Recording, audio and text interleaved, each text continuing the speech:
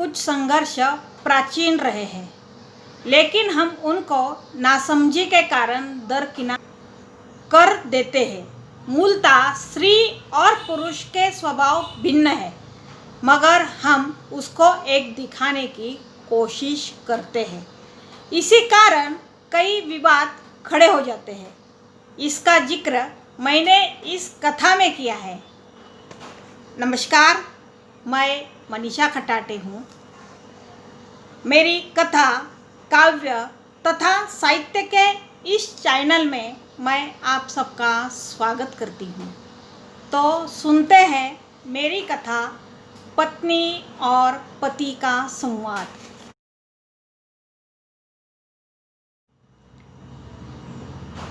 पत्नी और पति का संवाद।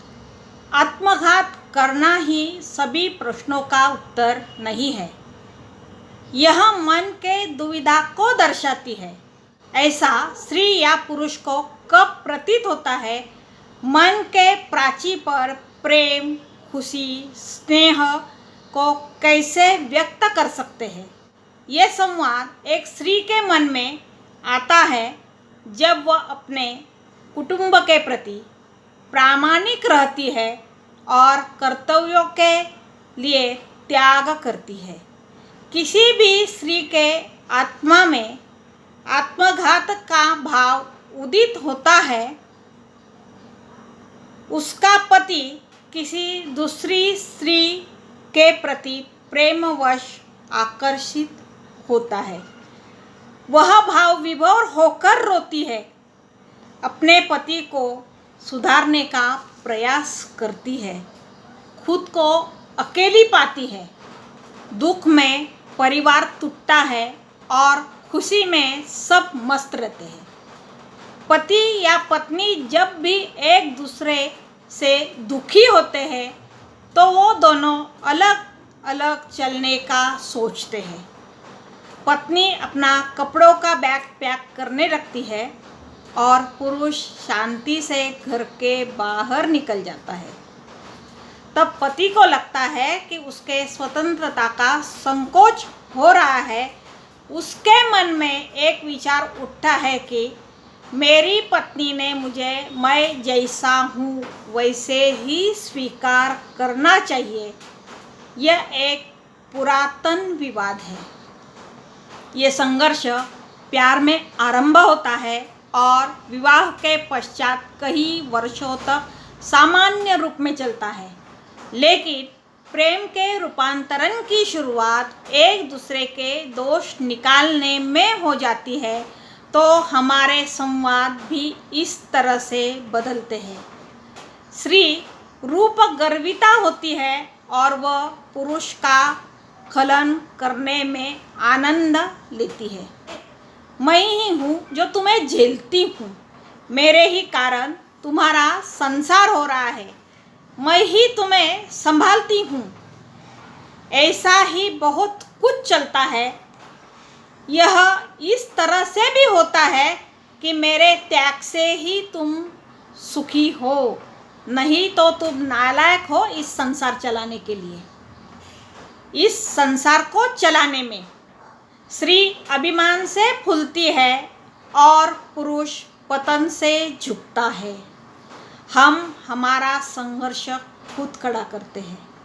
इस संघर्ष की भाषा में मूल में स्त्री सोचती है कि पुरुष ने मेरे जैसा सोचना चाहिए और पुरुष चाहता है स्त्री ने मैं जैसा हूँ वैसा ही स्वीकार करना चाहिए। हमें याद आता है कि हम जंगलों में रहते थे, गुफाओं में हमारा संसार करते थे।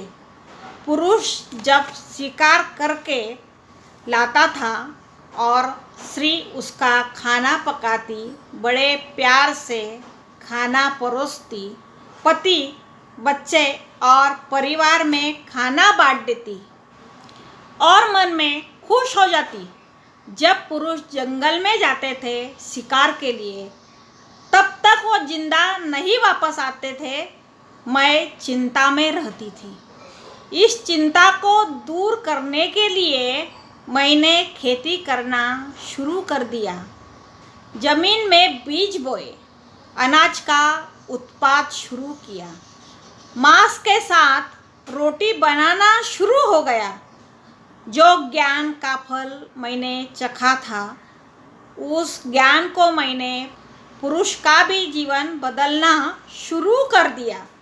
धीरे धीरे हमारे गुफाओं की जिंदगी नदी के किनारे समाज में परिवर्तित हो गई, परंतु स्त्री और पुरुष ने प्रेम से एक साथ रहना चाहिए, ये मूल भाव कम होता गया। सुसंस्कृत होने की होड़ में हम प्रेम करने की योग्यता को स्वीकार नहीं कर पाए। पुरुष और स्त्री स्वभावतः भिन्न है, वे कभी एक नहीं हो सकते। स्त्री को पुरुष के समान बनने की इच्छा नहीं रखनी चाहिए, क्योंकि वो पुरुष से बहुत शक्तिशाली है। उनके स्वभाव को अभिव्यक्त करने के तरीके भी भिन्न हैं। वीरता और सौंदर्य के साथ हमें प्रेम से जीना सीखना चाहिए, तो हम स्त्री और पुरुष के अस्तित्व का आनंद ले पाएंगे। हम गुलाब को आम में परिवर्तित करने की कोशिश करने में दोनों को मार रहे हैं। दोनों का अपना अलग महत्व है, दोनों के अपने अलग स्वाद है। धरती इसलिए सुंदर लगती है कि यहाँ के बगीचे में गुलाब भी खिलते हैं और आम भी पकते हैं। हम जिसे विवाह संसार मानते हैं, अलग अलग स्वभाव के साथ स्नेह से रहने का प्रयास करते हैं। ऐसे माहौल में अगर हमारे पास जीने के लिए उद्देश्य नहीं है, तो हमारे मन में जो इच्छाएं पनपती है वो बेकार है। जैसे पत्थर पर किसी ने बीज डाले हैं और हम उन बीज से फलने की फूलने की अपेक्षा करते हैं। ये मनुष्य के संसार की रचना है। इस रचना की सर्वश्रेष्ठ अभिव्यक्ति प्रेम की भावना है। हम परिवार से, समाज से, भावनाओं से ही जुड़े हैं। इसीलिए भावनाओं में समता को स्थापित करना हमारे लिए एक महत्वपूर्ण कार्य है। हाँ, इस तथ्य को हमें स्वीकार करना चाहिए। तूफान में अगर कश्ती फंस जाए तो बड़ी ताकत लगाकर कश्ती को किनारे लगाना चाहिए। हमें इच्छा शक्ति का बलपूर्वक प्रयोग करके समस्याओं को दरकिनार करना चाहिए। जीवन के प्रवाह को बहने के लिए अवसर देना चाहिए। नदी के किनारे अधिक स्पष्ट हो गए। संध्या का प्रकाश पानी पर चमक रहा था। आकाश भी निरभ्र था। संदेह के बादल छट चुके थे। मन में कोई आशंका नहीं बची थी। ना दो छोर दिखाई पड़ रहे थे। धीरे धीरे वो पति पत्नी और करीब आ गए। सारी दुनिया मानो खत्म हो गई हो। हाँ, चलो एक बार फिर से शुरुआत करते हैं। यह वाक्य दोनों के मुंह से एक साथ निकला। जब तक खुद की पहचान नहीं होती है, मुश्किल होता है फिर से शुरुआत करना। पागलपन चाहिए पैरों में जकड़ी हुई जंजीरों को तोड़ने के लिए और स्वतंत्र होने के साथ दूसरों की भावनाएं और अस्तित्व को स्वीकार करने के लिए। धन्यवाद।